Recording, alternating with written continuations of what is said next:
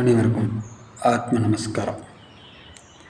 இந்த சரணாகதி அப்படின்னு சொல்லக்கூடிய அந்த வார்த்தை பல பேர் அந்த வார்த்தையை பயன்படுத்திட்டு அலைகிறாங்க.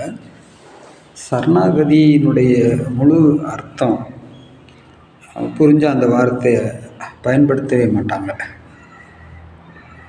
எல்லாரும் ஆகும்னா எனக்கு அது தேவையில்லை, எனக்கு இது தேவையில்லை, எனக்கு அந்த பயிற்சி தேவையில்லை, இந்த பயிற்சி தேவையில்லை,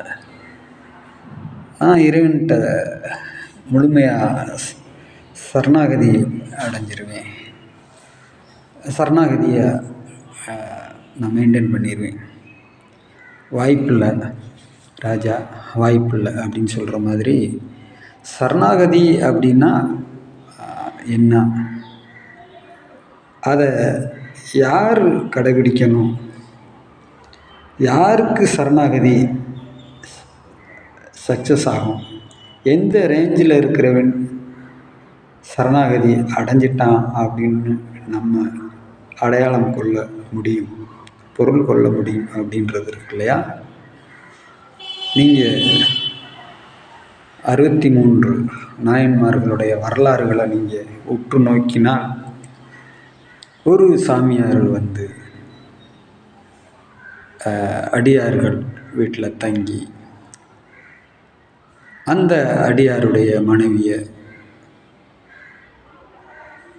தன்னுடைய மனைவியாக தனக்கு அர்ப்பணம் செய்யுமாறு கேட்டுக்கிட்டு, அதுக்கு அந்த அடியார் ஒத்துக்கிட்டு தன்னுடைய மனைவியை அவருக்கு அர்ப்பணித்த கதையெல்லாம் நீங்கள் பார்த்துருப்பீங்க. பிள்ளைக்கேரியை அறுத்து சமைச்சு போட்ட அந்த கதையெல்லாம் நீங்கள் கேட்டிருப்பீங்க. அந்த சிவலிங்கத்தில் இருந்து கண்ணில் இருந்து ரத்தம் வடிகிறத பார்த்துட்டு தன்னுடைய கண்ணை எடுத்து அந்த சிவலிங்கத்துக்கு வைக்கிற அந்த ஸ்டோரியெல்லாம் நீங்கள் கேட்டிருப்பீங்க. அவங்களுக்கு தான் சரணாகதி. என்னுடைய மனைவியையோ உங்களுடைய மனைவியையோ அப்படி ஏதாவது ஒரு சாமியார் கேட்டால் நம்மளால் அர்ப்பணம் பண்ண முடியுமா? பிள்ளைக்கரியை கேட்டால் நம்மளால் கொடுக்க முடியுமா? அப்போ இந்த துணிவும் இந்த அர்ப்பணமும் இல்லாதவனுக்கு எப்படி சரணாகதின்றது சாத்தியம்?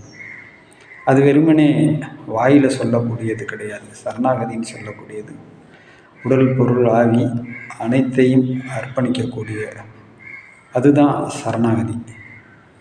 நம்ம ஏற்கனவே பல பதிவுகளில் கூட சொல்லியிருப்போம். 2 சிவனடியார், ஒரு சிவனடியார் பணக்காரன், இன்னொரு சிவனடியாருக்கு கொஞ்சம் பணம் தேவைப்படுது.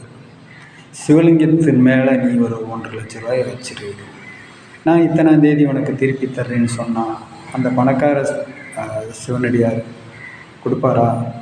சிந்திச்சு பாருங்கள். 15 பத்திரத்தில் கையெழுத்து வாங்குவார். இப்படி தான் இருக்குது. ஆனால் 2 பேரும் பார்த்திங்கன்னா சிவனடியார்னு சொல்லிக்கிடுவாங்க, சரணாகதியை பற்றி பேசிக்கிடுவாங்க.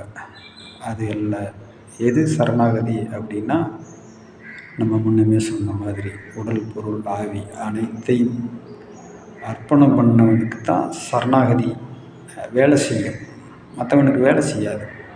அவன் வாயிலேயே சொல்லிக்கிட்டு தெரிய வேண்டியதான். அதுக்காக தான் அத்தனை மகான்களும் பல்வேறு விதமான பயிற்சி முறைகளை நம்மளுக்கு வழங்கியிருக்கிறாங்க. அந்த பயிற்சிகளை பிடிச்சி நாம் செவ்வனே செய்து முன்னேற்றம் அடைய வேண்டும்.